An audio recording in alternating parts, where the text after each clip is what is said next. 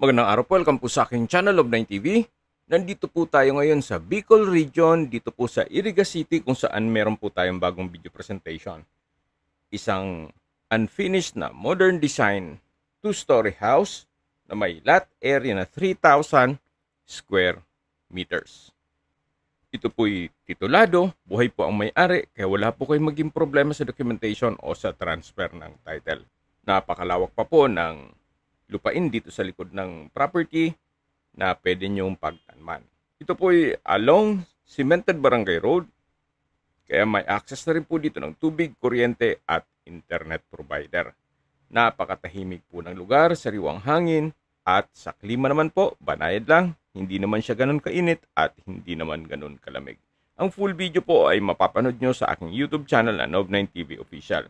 Binebenta po ito ni owner sa halagang 12 million